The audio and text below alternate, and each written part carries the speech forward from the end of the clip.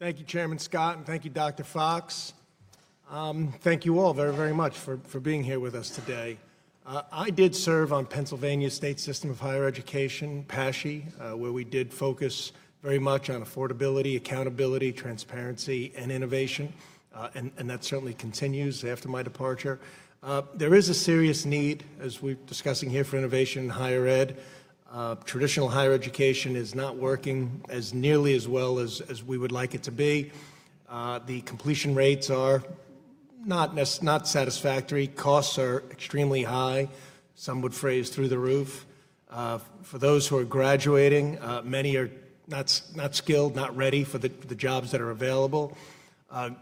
Graduates and those who don't graduate are very much in some deep debt very often. The skills gap does exist, as in our country we do have 7 million unfulfilled jobs. So there's certainly work to do.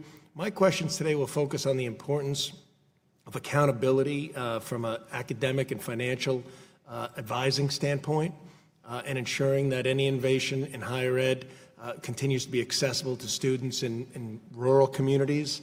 As my district, Pennsylvania's 9th, is relatively rural, although we have really some terrific higher education schools, both traditional and career institutes. So my first question will be based upon, I have concerns that many college students are not well informed about how the decisions they make can have long-lasting financial impacts. For example, just taking an extra elective or two, as we all well know, can derail a student's path to graduation by a semester or more, which of course is very, very costly. PASHE has a focus on the concept of holistic advising, a student-centric approach that accounts for all aspects of a student's academic experience, financial aid, what their major path is, are they fulfilling the requirements for that major, are they doing it in a timely manner? If they're not, are they being informed in an honest way? Is even perhaps the payer, not necessarily parents, but who the payer is, are they being notified? Perhaps there was a waiver allowed to be signed that they could be notified if they were not fulfilling the requirements that were being paid for, which I think could create a higher level of commitment. So, Dr. Legrand, in your testimony, you talked about VCU's intrusive advising model, which does sound somewhat familiar, and I read the details to the holistic advising. Can you describe what you're doing there a little bit further than you have, and regarding this model and the benefits that are coming from it?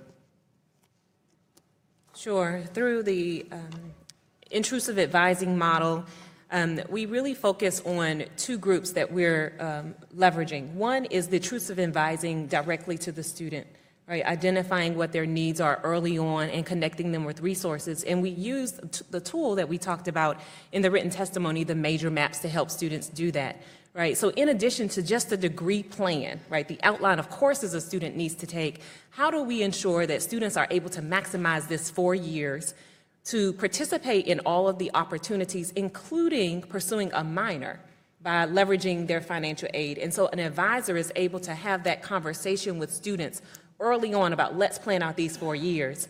That major map we found, because it works backward from the career plan, has really been interesting to parents because it helps them see exactly what the plan is for their students for the next 4 years. And they have then found that they are able to have a more intellectual conversation with a student who's interested in studying psychology, right? And that way the parent understands that there are career paths available beyond just being a psychologist. The second group that we work to leverage with our advising is faculty. Faculty buy-in is important in this intrusive advising model for a few reasons. One, students spend 60% of their time with faculty. And so they are really most informed about a student's behavior in the classroom as far as academic ability. So for example, in courses where we have high D, W, and F rates, we work with the faculty to understand what are some of the challenges the students are experiencing, understanding the syllabi so that the advising conversation can help inform the student and help them prepare. So those two groups we are really working with through advising. The last thing I would say is that it is truly a partnership, right? Engaging the students in that that effort. Advising is not just giving a student a map. It is really helping them understand what their interests are. And if they don't know, then we're giving them the tools to explore that through career inventory tools to help them understand what their interests are and what possible career options, and help them making choices if they're not quite ready. But by the time they reach 30 hours, we really want students to have a pathway in mind, because we realize that 4 years will be over before they know it, and we want to make sure that they're maximizing their introductory courses into applicable majors to end with a fruitful career.